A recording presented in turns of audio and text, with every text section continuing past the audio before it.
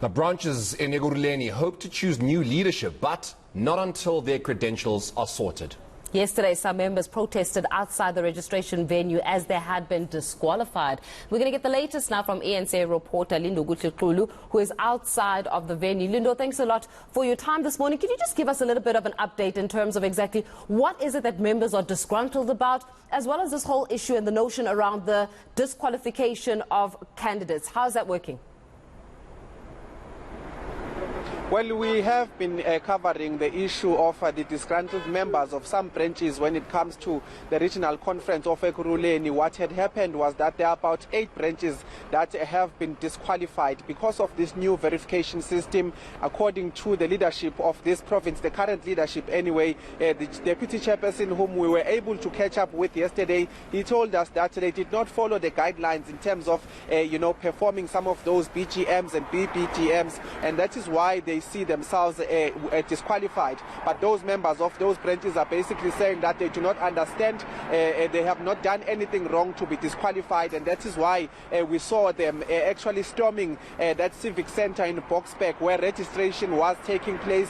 They were saying that no one would be able to register if they are not able to register. They've also moved towards this particular Indaba hotel where the conference will be taking place, or at least is set to take place. And when they moved towards this place, we understand that they had tried to push themselves inside this hotel. You can see just behind me that police are stationed here, but there's also a multi-pronged approach in terms of dealing with any possible threat here. We are seeing police are here. We are seeing as well private security being stationed outside here. So yesterday we saw many cars parked in this area that is now highly guarded. But according to the leadership of this particular region, they are saying that as conveners, they were able to meet the threshold of about 90% branches that have been qualified to actually be part of this. And they're saying that it's less than 10% those that are disgruntled, and that is why the conference is able to continue. But we understand from those that were disgruntled yesterday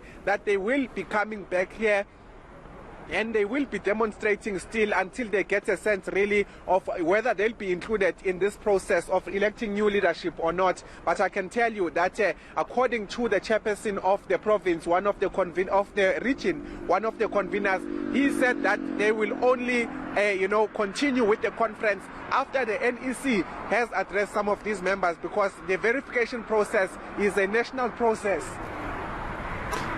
So, Lindokuhle, when are we expecting that address to be happening? When actually are we expecting anything to start today?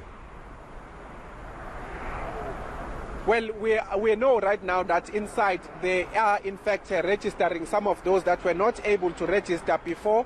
They are taken through this particular, security check.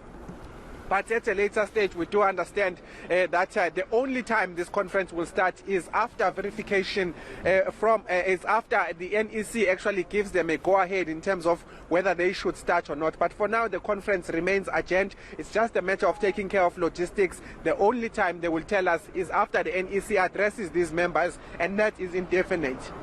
Yeah. Lindokuhle, right now when it comes to the African National Congress, it's quite a contentious season, as it is all about leadership and who gets that top spot. Obviously, that will then determine the power dynamics once we get that national conference at the end of the year.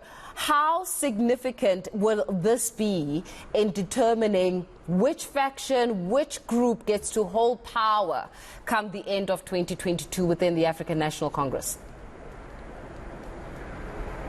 Well, every branch general meeting, every regional conference, every provincial conference is very important towards determining the stance of the ANC, particularly when it comes to these different provinces, because they normally have a stance in terms of who they are supporting when it comes to those that are looking to take the leadership of the ANC. We have seen in many other provinces, like in Mpumalanga, where they have concluded with their provincial conference as well as regional conferences, that they themselves are in immediately after the leadership of the province was elected, the chairperson there being uMandla Ndlovu, they did say that they are looking to have President Ramaphosa, come back as the head of ANC. We also saw that in Eastern Cape when Ubabu Oscar Mabuyane was re-elected as the chairperson of that particular province. They also themselves said that they are looking forward to actually having the president coming back. But you have some of those provinces that would then utter different things, and that is why these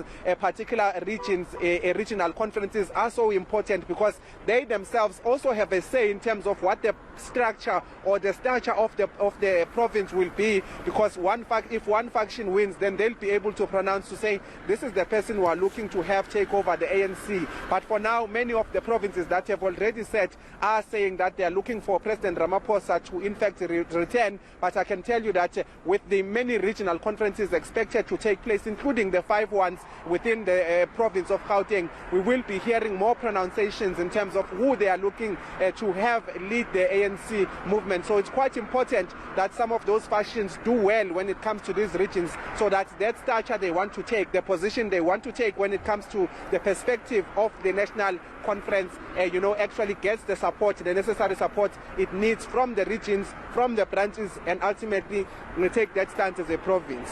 All right, Lindokuhle, we're going to leave it there with you for now, but we definitely are going to be touching base just to get an update as to what exactly is happening as we look to the start of this regional conference. Of course, it's just drama and never-ending drama where the governing party is concerned, especially as we build up to what is said to be the most important conference, the national conference at the end of the year. You can almost expect that there's going to be drama at that conference, but I just don't see it. I see it starting on time and going seamlessly. You see an African National Conference starting on time? The national conference. The national conference, you see it starting on time? Look, I'm being optimistic. You are a beautiful optimist. I like it for you. Benefit of the doubt for the ruling party. But all of the drama that we're seeing at provincial and regional, I see things just seamlessly happening at that conference, and it's starting and ending with no issues.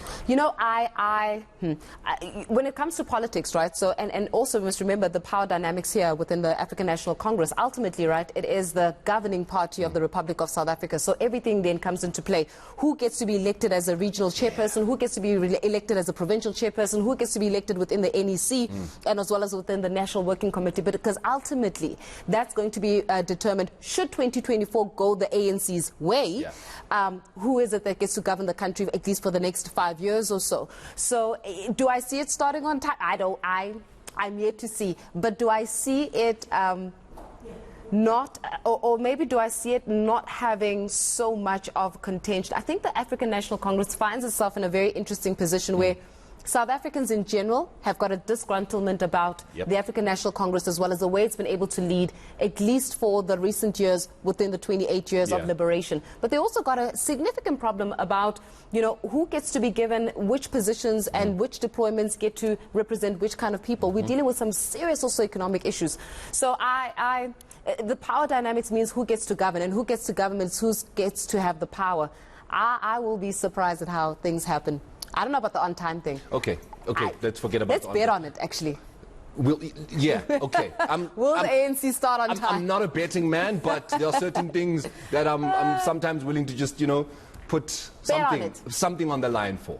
But we will see. It's going to be definitely an interesting couple of months in the build-up to what is said to be a very, I want to say entertaining national conference of the African National Congress.